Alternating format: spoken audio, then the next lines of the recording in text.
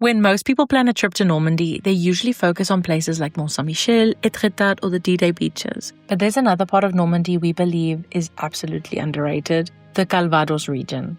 In this video, we're spending time in Caen, the capital of the region, showing you what to see, where to eat, and whether it's actually worth visiting. We're also visiting a medieval chateau and preserved lordship where you can experience what life was like in Normandy in the Middle Ages, and driving part of the Cider route to visit a local distillery for a tasting and to learn how these drinks are actually made.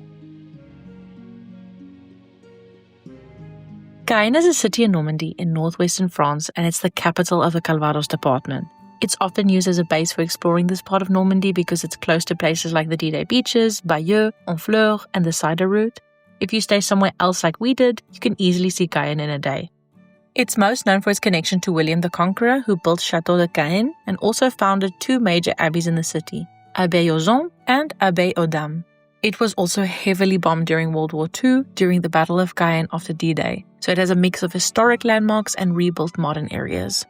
This is a great place to start if you have a car, since there is paid parking lot right next to it where we parked, plus it's close in walking distance to the rest of the landmarks. It's also one of the largest medieval fortresses in Europe, and it was built by William the Conqueror in the 11th century. You can walk along the old ramparts for views over the city, and inside you'll also find gardens and two museums, the Museum of Fine Arts and the Normandy Museum. You can visit both museums for €8. However, walking around the grounds is free and definitely worth it.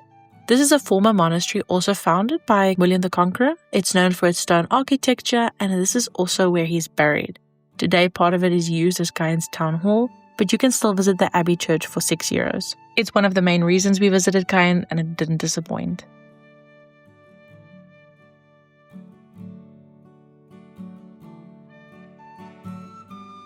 As you go from the castle to the Abbey, make sure to stop by the statue of Louis XIV. Caen originally put it up to honor the king, but it was destroyed during the French Revolution, and the version you see today was rebuilt later.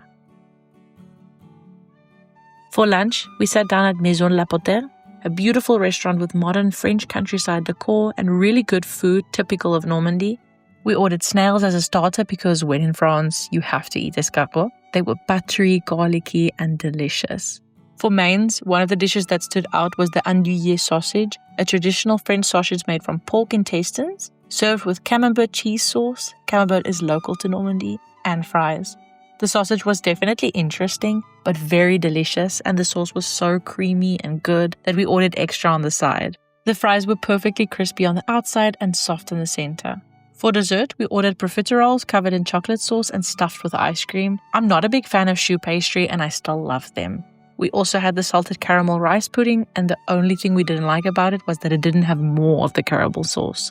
The service was excellent, and we highly recommend this restaurant. Plus, the surroundings are lovely, with cute buildings and little restaurants all around. And one thing about this household is we have a sweet tooth. So after the restaurant, we went to a nearby bakery to pick up some pastries to eat on our way to the Abbey.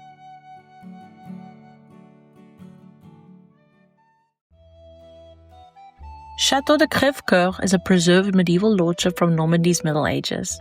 It is made up of what used to be the farm where the servants and farmers lived, and the castle surrounded by a moat filled with water. There is also a chapel, a picnic area, and a very interesting museum you might not expect. When you first arrive, you're greeted with a small chateau that serves as the ticket office and gift shop. The ladies working there were extremely kind and helpful and explained how to walk through the castle grounds. You first walk over the bridge of the moat, and to the left you start by going into the farmer's house, staged to look like that period of time. Inside you learn about the different grains they harvested, a typical meal a humble family at that time would eat, and what their main bedroom looked like.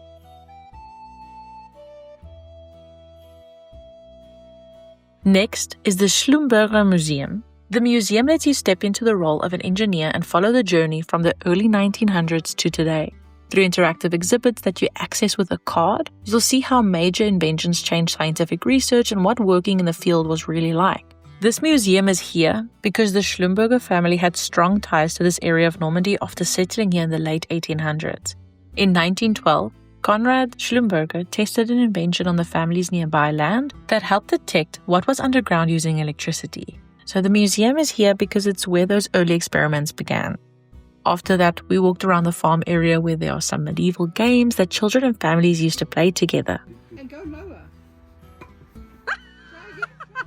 Fun or not so fun facts, in the Middle Ages, people loved sports and games like ball games, tennis, toy sword fights, and jousting. But during the 100 Years' War, King Charles V of France banned most games so people would focus on practicing archery and crossbows to prepare them for war. What we loved about this place was all the different games you could play. In the chapel, there were medieval board games, a dice-throwing game, and a reading nook with children's books, plus some artifacts from that time period. Over the second moat is the castle. Here you can hang outside and practice archery, which was really fun. Inside is where the king and queen lived. Downstairs you can play a game of chess, and upstairs is the bedroom, along with the dining space showing the kinds of foods a royal family would enjoy, as well as a typical medieval toilet. If you're here with little ones, make sure to look out for the dragon observation game. In each area there's a little stuffed dragon hidden somewhere, and it's the kids' job to find them. It's a great way to keep them entertained throughout the whole experience. We had so much fun here, we just wish we had come on a day with a bit more of a vibe. We highly recommend visiting during the summer months as they host many themed events that they talk about on their website. Fishing lessons in the castle's moat, medieval entertainment, reenactments, night tournaments, and so much more. However, it was still super interesting and interactive, and we learned so much. In a way, it was also nice to have the place to ourselves. This place is great for all ages, but if you have kids, definitely don't miss it. Entry is €12, children from 5 to 18 are €6, and children under 5 are free. There is also a family pass for 2 adults and 3 children for €35. Just keep in mind that rates may vary if there's a special event. The Normandy cider route is a scenic drive route through the Pays d'Auge region where you stop at local farms and producers to taste cider, Calvados, which is apple brandy, and Pommeau, an apple aperitif. It's popular because Normandy is one of France's biggest apple-growing regions, and this area is known for producing some of the country's best cider. If you're wondering why sometimes you see Pays d'Auge instead of Normandy, it's because Pays d'Auge is a smaller region inside Normandy, known for apples, cider, Calvados, Camembert cheese, and pretty countryside villages. You'll often see Pays d'Auge used when people want to highlight that specific local area rather than Normandy as a whole. One of the most memorable experiences of this trip was visiting a family-run apple farm and distillery called Pierre Huet. We chose this one because it had really good reviews online, and based on the photos it looked beautiful. And it was, with a big Normandy-style house in the middle and orchards in the background. They grow more than 25 types of apples across 30 hectares of orchards. As soon as you walk into the main reception area where the distillery is, it smells like cider. The tour is available in French or English and includes a guided visit around the farm, the cider house, and the distillery, plus a tasting of the different drinks they produce on site. If you don't have a lot of time, you can also skip the tour and just do the tasting, but we highly recommend the full tour. It was absolutely worth it. At the end, we'll tell you how much we paid for the whole experience. Our guide was extremely kind and knowledgeable, and we learned so much about the different apple types in Normandy, the process of harvesting and sorting the apples, and making the cider, as well as storing the cider, the Calvados and Pommeau in special oak barrels.